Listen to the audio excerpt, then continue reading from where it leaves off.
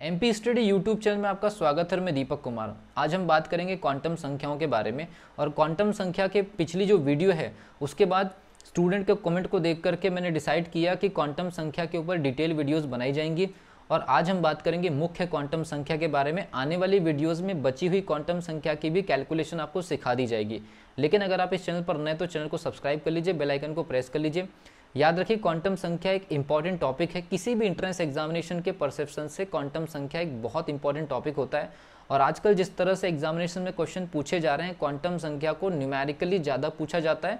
लेकिन इस particular video में मैं छोटी वीडियो में आप लोगों को न्यूमेरिकली और थ्योरेटिकली आपको पूरी तरह से प्रिंसिपल क्वांटम नंबर या मुख्य क्वांटम संख्या के बारे में जानकारी देने जा रहा हूँ। ठीक है, तो एक्चुअल में मुख्य क्वांटम संख्या का संबंध किस चीज़ से है? सबसे पहली चीज़ तो देखिए, एक न्यूक्लियस अगर हम यहाँ पर एक बना दें और उसके आजू बाजू एक कुछ वृत्ताकार जो पथ आपको दिख रहे हैं। एक्चुअल में ये जो वृत्ताकार जो पथ है, ये जो वृत्ताकार पथ है, भले आपको डायग्राम क्लियरली ऐसा लग रहा है कि वृत्ताकार नहीं है, लेकिन आपको इमेजिन करना है कि वृत्ताकार है।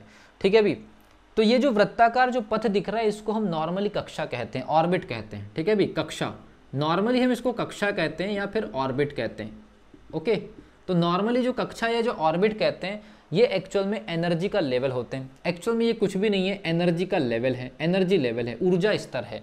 और इन ऊर्जा स्तरों को इसी बढ़ते क्रम में के एल एम एन इसी प्रकार से लिखा जाता है, के एल एम एन ऐसा लिखा जाता है। ठीक है, तो ये जो ऊर्जा स्तर है, सबसे पहली चीज़ तो मुख्य क्वांटम संख्या का जो काम है वो है ऊर्जा स्तर की जानकारी देना, ऊर्जा स्तर की जानकारी देना। तो मैं इस मुख्य क्वांटम संख्या के अंदर आपको ऊर्जा स्तर की भी जानकारी दूंगा।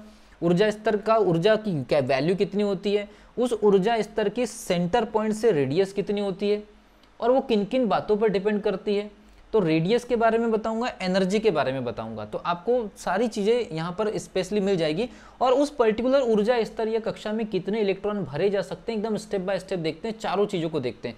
पहली चीज़ तो इसको ऊर्जा स्तर कहते हैं और ये कहलाता है आपके लिए के एल एम एन। ठीक है, ये के एल एम एन कहलाता है। दूसरी कंडीशन, इसको प्रदर्शित जो करते हैं, हम जो डिनोट करते हैं वो डिनोट करते हैं स्मॉल एन से। मुख्य क्वांटम संख्या को डिनोट करते हैं स्मॉल एन से। ठीक है, तो उस पर्टिकुलर कक्षा में या ऊर्जा स्तर में कितने इलेक्ट्रॉन भरे जा सकते हैं? तो भरे जा सकते हैं इलेक्ट्रॉन कितने, 2n²। तो इलेक्ट्रॉनों की संख्या कितनी होती है किसी भी ऊर्जा स्तर में? इलेक्ट्रॉनों की संख्या कितनी होती है, 2n²। आपको पता ही होगा क्रम जो होता है वो होता है आपका 2, 8, 18, 32, 50। ठीक है भी, 2n² में n = 1, 2, 3, 4 रखने के बाद ये वैल्यूज आपको फाइनली मिलते चले जाएगी। तो किसी भी कक्षा में या किसी भी ऊर्जा स्तर में इलेक्ट्रॉनों की संख्या 2n², ये आपको पता चल गया। लेकिन अभी काम बाकी है। पहली चीज़ तो n से प्रदर्शित करते हैं और दूसरी चीज़ किसी भी ऊर्जा स्तर या किसी भी कक्षा में या किसी भी ऑर्बिट में टोटल जो इलेक्ट्रॉन भरे जाते हैं उनके नंबर। अब बात करते हैं सेंटर से पहली कक्षा या सेंटर से पहला एनर्जी लेवल के। सेंटर से पहला एनर्जी लेवल, सेंटर से दूसरा एनर्जी लेवल, सेंटर से तीसरा एनर्जी लेवल, इनकी रेडियस कितनी है और इस पर्टिकुलर ऑर्बिट में इलेक्ट्रॉन की एनर्जी कितनी है, ये दो चीज़ अपने को देखना है। ठीक है, तो सबसे पहले हम बात करेंगे रेडियस की, त्रिज्या की। सेंटर से किसी भी एनर्जी लेवल का, सेंटर से किसी भी एनर्जी लेवल का या कक्षा का रेडियस या त्रिज्या कितना होता है? तो वो होता है आपका r = n², 52.9 एंगस्ट्रम। और आपको पता होगा 1 एंगस्ट्रम = 10⁻⁻10 मीटर होता है। तो ये आपको याद रखना है। किसी भी ऊर्जा स्तर की रेडियस अगर आपको निकालना है, n² × 52.9 एंगस्ट्रम और 1 एंगस्ट्रम 10⁻⁻10 मीटर होता है। ठीक है, तो इससे आप n की वैल्यू रखते चले जाइए और आपको रेडियस पता चलती जाएगी। अब ये पूरी की पूरी थ्योरीज कहाँ से आई है उसके बारे में भी आपको बताऊंगा वीडियो के लास्ट में। तो ये हो गई, जैसे मान लीजिए n = 1 रखेंगे तो आपको पहली कक्षा की रेडियस मिल जाएगी, n = 2 रखेंगे तो दूसरी कक्षा की रेडियस मतलब त्रिज्या मिल जाएगी।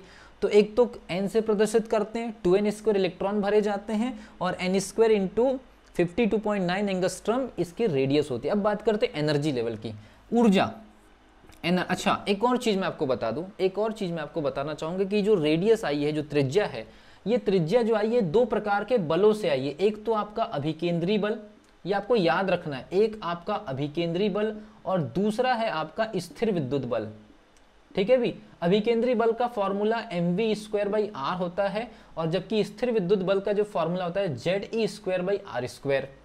mv²/r इसको कहते हैं हम अभिकेंद्री बल, सेंट्रीपिटल फोर्स, और Ze²/r² जो होता है ये होता है स्थिर विद्युत बल। इन दोनों बलों के इक्वल होने के बाद जो r की वैल्यू निकलती है वो कहलाती है आपकी रेडियस या त्रिज्या। ठीक है, उसके बाद चलते हैं एनर्जी। अब वो देखो मेन जो चीज है वो एनर्जी पर आके रुक जाती है। तो एनर्जी, एक्चुअल में एनर्जी की वैल्यू कितनी होती है? तो एनर्जी की वैल्यू होती है 13.6 divided by n² electron volt प्रति एटम, मतलब प्रत्येक परमाणु की उस कक्षा में, प्रत्येक परमाणु की उस कक्षा में। अब कौन सी कक्षा में? nवें नंबर की कक्षा में। जैसे पहले कक्षा की एनर्जी निकालनी, दूसरी कक्षा की, तीसरी कक्षा की, और याद रखिए ये निगेटिव है, इलेक्ट्रॉन वोल्ट में। इसको जूल में भी कन्वर्ट किया जा सकता है और अर्ग में भी कन्वर्ट किया जा सकता है। तो 1 electron volt is equal to 1.6 10⁻⁻19 joule, और 1 जूल इज इक्वल टू 10⁻7 अर्ग। तो आपको याद रखना है कॉम्पिटिटिव एग्जामिनेशन में किसी भी लेवल पर क्वेश्चन पूछे जा सकते हैं। वो इलेक्ट्रॉन वोल्ट में भी हो सकता है, वो जूल में भी हो सकता है, और वो अर्ग में भी हो सकता है। तो मैंने आपको बता दिया कि इलेक्ट्रॉन वोल्ट में इतने जूल होते हैं और 1 जूल में इतने अर्ग होते हैं। अब सबसे बड़ी चीज ये होती है जो एनर्जी जो आती है, याद रखिए जो एनर्जी जो आती है वो आती है गतिज ऊर्जा प्लस स्थितिज ऊर्जा के योग से। याद रखिए गतिज ऊर्जा प्लस स्थितिज ऊर्जा के योग से।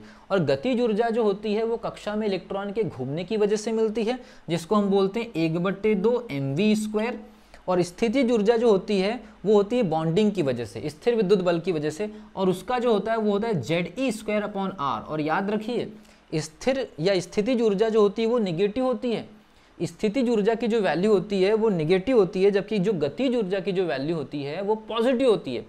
याद रखिए स्थितिज ऊर्जा की वैल्यू निगेटिव होती है और निगेटिव में -1 होती है, जबकि गतिज ऊर्जा की वैल्यू जो होती है वो पॉजिटिव होती है और वो +1/2 होती है। ये +1/2 होती है और ये आपकी -1 होती है। इसीलिए जो रिजल्टेंट या जो परिणाम आता है, जो रिजल्ट आता है वो माइनस में आता है। अब उसको जूल में कन्वर्ट करिए, अर्ग में कन्वर्ट करिए, और प्रत्येक कक्षा का मान रखते चले जाइए n = 1 2 3 एंड कॉन्सिक्वेंसेस में।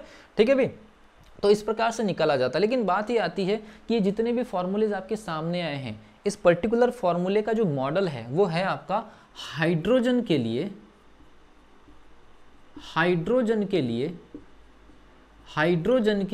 बोर का मॉडल।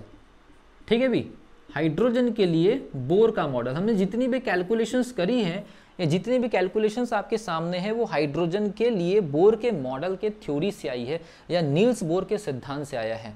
तो ये पूरा का पूरा कैलकुलेशन n2n² वाला, दूसरी तरफ आपका रेडियस वाला, और तीसरी तरफ आपका एनर्जी। और रेडियस कहाँ से मिली, कौन से बल से मिली, रिपीट कर लीजिएगा। एनर्जी कौन सी एनर्जी से मिली, निगेटिव होने का कारण मैंने आपको बता दिया, और कौन सी एनर्जी का फॉर्मूला क्या क्या होता है। तो ये सब सारी चीज़ें जो होती है ये कैलकुलेशन कहलाता है आपका मुख्य क्वांटम संख्या या प्रिंसिपल क्वांटम नंबर। तो प्रिंसिपल क्वांटम नंबर में इतने लेवल का कैलकुलेशन आपके सामने है।